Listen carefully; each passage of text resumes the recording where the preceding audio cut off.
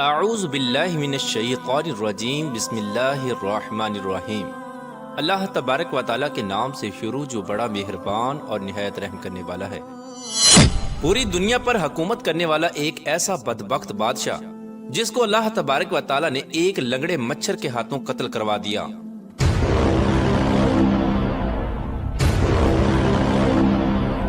دنیا کی تاریخ میں ایسے بہت سارے بدبخت بادشاہ اور فرعون گزرے ہیں جن کو ان کی دولت اور بادشاہت کے نشے نے مغرور بنا دیا اور وہ خود کو خدا کہلوانے لگے اور خدائی کا جھوٹا دعویٰ کر بیٹھے۔ اور پھر اللہ تبارک و تعالیٰ نے جو اس کائنات کا حقیقی مالک ہے اور جو وحدہ لا شریک ہے، اس نے ان جھوٹے خدائی کے دعوے داروں کو دنیا کے لیے عبرت کا نشان بنایا۔ ان کو ایسی عبرت ناک موت دی جس کا کوئی تصور بھی نہیں کر سکتا، اور ان جھوٹے خداؤں کو صفحہ ہستی سے مٹا دیا۔ پیارے دوستو، خدائی کا دعویٰ کرنے والے بدبختوں میں سے ایک نام نمرود کا بھی ہے۔ پیارے دوستو، نمرود شہر بابل کا حاکم تھا جس نے خدائی کا دعویٰ کیا تھا۔ اس کا نام نمرود بن کنعان بن قوس بن سام بن نو تھا۔ دنیا میں صرف 4 ایسے بادشاہ گزرے ہیں جنہوں نے پوری دنیا پر حکمرانی کی ہے، جن میں سے 2 بادشاہ ایسے تھے جو مسلمان تھے، جن میں سے ایک کا نام حضرت سلیمان علیہ السلام اور دوسرے کا نام حضرت ذوالقرنین علیہ السلام ہے، اور 2 کافر حکمران ایسے تھے جنہوں نے پوری روئے زمین پر حکمرانی کی۔ ان میں سے ایک کا نام نمرود اور دوسرے کا نام بخت نصر تھا۔ پیارے دوستو، روایات میں آتا ہے کہ نمرود نے پوری دنیا پر 400 سال حکومت کی۔ یہ بڑا جابر اور ظالم بادشاہ تھا، اور اس کے دور کے اندر بت پرستی عام تھی۔ لوگ اللہ تبارک و تعالیٰ کی وحدانیت کو چھوڑ کر بتوں کی پوجا کیا کرتے تھے۔ اس نمرودی دور کے اندر شرک اس طرح پھیلا ہوا تھا کہ تمام نمرودیوں نے اپنے خداؤں کے طور پر بہت سارے بت بنائے ہوئے تھے جن کی یہ لوگ پوجا کیا کرتے تھے، اور ادھر نمرود نے بھی خدائی کا دعویٰ کیا ہوا تھا۔ یہ خود کو خدا کہلواتا اور لوگوں کو اپنی پوجا کرنے کا حکم دیتا۔ اس بدبخت قوم کی طرف اللہ تبارک و تعالیٰ نے اپنے پیارے پیغمبر حضرت ابراہیم علیہ السلام کو بھیجا۔ کفر و شرک اور بت پرستی کے اس دور کے اندر حضرت ابراہیم علیہ السلام وہ واحد شخص تھے جو اللہ تبارک و تعالیٰ کی وحدانیت پر ایمان رکھتے تھے اور بتوں کی بجائے اللہ تبارک و تعالیٰ کو حقیقی خدا مانتے تھے۔ حضرت ابراہیم علیہ السلام نے جب نمرودی قوم کو بتوں کی پوجا کرتے ہوئے دیکھا تو حضرت ابراہیم علیہ السلام نے نمرودیوں کو اللہ تبارک و تعالیٰ کی وحدانیت کی طرف بلایا اور ایک خدا کی عبادت کرنے کا حکم دیا۔ لیکن نمرودی قوم ایسی بدبخت قوم تھی کہ اپنے کفر و شرک سے باز نہ آئی اور اسی طرح بتوں کی پوجا کرتی رہی۔ ایک دن حضرت ابراہیم علیہ السلام ان کے جھوٹے خداؤں کو جھوٹا ثابت کرنے کے لیے اس مقام پر گئے جہاں پر ان کے تمام بت پڑے ہوئے تھے، تو حضرت ابراہیم علیہ السلام نے ان کے تمام بتوں کو چپکے سے توڑ دیا اور اس کا الزام ان کے بڑے بت پر لگا دیا۔ نمرودی جب اپنے عبادت خانے میں واپس آئے تو انہوں نے اپنے تمام خداؤں کو ٹوٹا ہوا دیکھا۔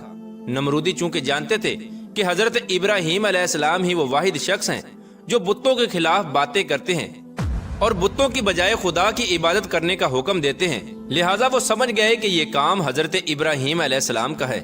تو نمرودی نے حضرت ابراہیم علیہ السلام سے بدلہ لینے کے لیے حضرت ابراہیم علیہ السلام کو قتل کرنے کا منصوبہ بنایا۔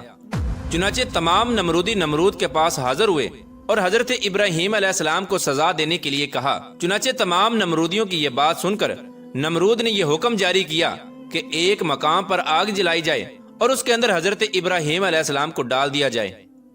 لہٰذا نمرود کے حکم کے مطابق ایسا ہی کیا گیا۔ کئی دنوں تک بہت ساری لکڑیوں کو اکٹھا کیا گیا اور اس میں آگ جلائی گئی، اور پھر حضرت ابراہیم علیہ السلام کو اس آگ کے اندر ڈال دیا گیا۔ لیکن اللہ تبارک و تعالیٰ نے اس آگ کو حکم دیا تو وہ آگ حضرت ابراہیم علیہ السلام پر ٹھنڈی اور سلامتی والی ہو گئی۔ حضرت ابراہیم علیہ السلام فرماتے ہیں کہ میں جتنے دن آگ میں رہا اس وقت تک میں اللہ تبارک و تعالیٰ کی خاص رحمتوں میں تھا، اور اس جیسا سکون مجھے پہلے کبھی حاصل نہ ہوا۔ چنانچہ جب حضرت ابراہیم علیہ السلام اس آگ سے باہر تشریف لائے تو اللہ تبارک و تعالیٰ کے حکم کے مطابق حضرت ابراہیم علیہ السلام نمرودیوں کو ایک بار پھر حق کی دعوت دینے لگے اور اللہ تبارک و تعالیٰ کی وحدانیت کی طرف بلانے لگے۔ حضرت ابراہیم علیہ السلام نے نمرود کو بارہا سمجھایا اور اپنے کفر و شرک سے باز آنے کا کہا اور اللہ تبارک و تعالیٰ کی وحدانیت پر ایمان لانے کا حکم دیا۔ لیکن نمرود نے اللہ تبارک و تعالیٰ کی وحدانیت کا انکار کر دیا اور حضرت ابراہیم علیہ السلام سے مناظرہ کرنے لگا اور حضرت ابراہیم علیہ السلام کے سامنے خدائی کا دعویٰ کر دیا۔ نمرود نے حضرت ابراہیم علیہ السلام سے سوال کیا کہ تیرا رب کون ہے؟ تو حضرت ابراہیم علیہ السلام نے ارشاد فرمایا کہ میرا رب وہ ہے جو زندگی اور موت دیتا ہے۔ اس پر نمرود تکبر سے مسکرایا اور کہنے لگا کہ یہ تو میں بھی کر سکتا ہوں۔ چنانچہ نمرود نے 2 قیدیوں کو بلایا جن کو سزائے موت ہو چکی تھی۔ ان میں سے ایک قیدی کو نمرود نے آزاد کر دیا اور ایک کو پھانسی لگا دیا، اور اس طرح نمرود حضرت ابراہیم علیہ السلام سے کہنے لگا کہ دیکھو، ایک کو میں نے زندگی دے دی اور ایک کو میں نے موت دے دی۔ اس طرح نمرود حضرت ابراہیم علیہ السلام کے سامنے اپنی باطل دلیلیں پیش کرنے لگا اور یہ دعویٰ کرنے لگا کہ حقیقی خدا میں ہوں، بتا تیرا خدا کون ہے؟ تو اس وقت حضرت ابراہیم علیہ السلام نے اس بدبخت نمرود کی عقل کے مطابق کہا کہ میرا رب وہ ہے جو سورج کو مشرق سے طلوع کرتا ہے اور مغرب میں غروب کرتا ہے۔ اگر تو سچا خدا ہے تو سورج کو مغرب سے طلوع کر کے دکھا۔ چنانچہ حضرت ابراہیم علیہ السلام کی یہ بات سن کر نمرود کا رنگ اڑ گیا اور وہ لاجواب ہو گیا، اور اس طرح نمرود پوری قوم کے آگے ذلیل اور رسوا ہو گیا۔ اس کے بعد بھی حضرت ابراہیم علیہ السلام نے نمرود کو کئی بار اللہ تبارک و تعالیٰ کی وحدانیت کی طرف بلایا، لیکن نمرود اپنی سرکشی سے باز نہ آیا اور اسی طرح اپنے کفر و شرک پر ڈٹا رہا۔ چنانچہ حضرت ابراہیم علیہ السلام کی بار بار دعوت حق دینے سے نمرود تنگ آ گیا، اور بالآخر تنگ آ کر نمرود حضرت ابراہیم علیہ السلام سے کہنے لگا کہ اگر تیرا خدا سچا ہے تو اس کو بول کے اپنی فوج بھیجے اور میرے ساتھ جنگ کرے۔ چنانچہ جیسے ہی نمرود بدبخت نے یہ بکواس کی تو حضرت جبرائیل علیہ السلام فوراً حضرت ابراہیم علیہ السلام کی بارگاہ میں پیش ہوئے اور حضرت ابراہیم علیہ السلام سے کہنے لگے کہ اللہ تبارک و تعالیٰ کا لشکر جنگ کے لیے تیار ہے۔ حضرت جبرائیل علیہ السلام کا یہ پیغام سن کر حضرت ابراہیم علیہ السلام نے نمرود سے کہا کہ اللہ تبارک و تعالیٰ کا لشکر جنگ کے لیے تیار ہے۔ حضرت ابراہیم علیہ السلام کی یہ بات سن کر نمرود کہنے لگا کہ مجھے 3 دن کی مہلت دی جائے۔ چنانچہ نمرود کو 3 دن کی مہلت دے دی گئی۔ اس دوران نمرود نے تمام مشرق و مغرب کے بڑے بڑے جنگجوؤں کو اکٹھا کیا اور بہت سارے ہتھیاروں کو جنگ کے لیے تیار کیا۔ اس طرح نمرود نے جب جنگ کی مکمل تیاری کر لی اور اپنی تمام فوج کو اکٹھا کر لیا تو نمرود نے حضرت ابراہیم علیہ السلام کو للکار کر کہا کہ ہماری فوج جنگ کے لیے تیار ہے، تم اپنے رب کی فوج کو بلاؤ۔ چنانچہ اس وقت حضرت ابراہیم علیہ السلام نے اللہ تبارک و تعالیٰ کی بارگاہ میں دعا کی تو اس وقت اللہ تبارک و تعالیٰ نے مچھروں کی ایک فوج کو بھیجا۔ ان مچھروں کی تعداد اتنی زیادہ تھی کہ ان مچھروں کے اندر سورج بھی نظر نہ آتا تھا۔ اللہ تبارک و تعالیٰ نے ان مچھروں کی فوج کو نمرودی فوج کے اوپر مسلط کر دیا تو یہ مچھر دیکھتے ہی دیکھتے نمرودی فوج کا گوشت کھا گئے اور ان کا خون پی گئے۔ تمام نمرودی فوج کی ہڈیاں ہی ہڈیاں باقی رہ گئیں۔ چنانچہ اس دردناک منظر کو دیکھ کر نمرود اپنے محل کی طرف دوڑا اور اپنی بیوی کے کمرے میں چھپ گیا۔ اسی دوران ایک لنگڑا مچھر نمرود کے محل میں داخل ہوا تو نمرود نے اپنی بیوی سے کہا کہ اس مخلوق نے تمام فوج کو ہلاک کر دیا ہے۔ چنانچہ اسی گفتگو کے دوران وہ لنگڑا مچھر اللہ تبارک و تعالیٰ کے حکم سے نمرود کی ناک میں داخل ہو گیا اور نمرود کے دماغ کو چاٹنے لگا۔ جب وہ مچھر نمرود کے دماغ کو چاٹتا تو اس سے نمرود کو اتنی تکلیف ہوتی کہ نمرود اپنے سر کو دیواروں پر مارتا۔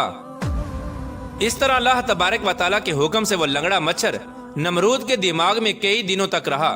نمرود نے اپنے محل میں یہ حکم جاری کر دیا کہ جو بھی محل میں داخل ہو وہ نمرود کے سر پر جوتے مارے۔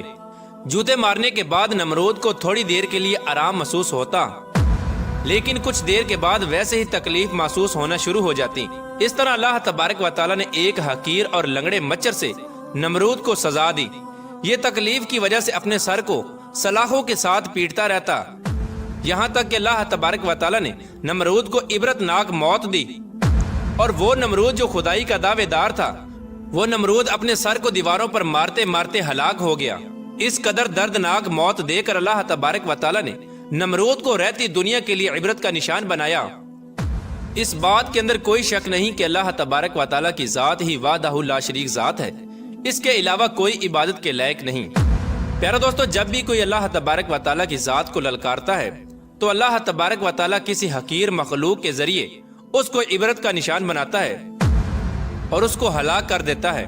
اللہ تبارک و تعالیٰ سے دعا ہے کہ اللہ تبارک و تعالیٰ اپنی بارگاہ میں عاجزی اور انکساری کے ساتھ رہنے کی توفیق عطا فرمائے، اور اللہ تبارک و تعالیٰ اپنے پیارے حبیب حضرت محمد مصطفیٰ صلی اللہ تعالیٰ علیہ وآلہ وسلم کی محبت کے اندر جینا مرنا نصیب فرمائے۔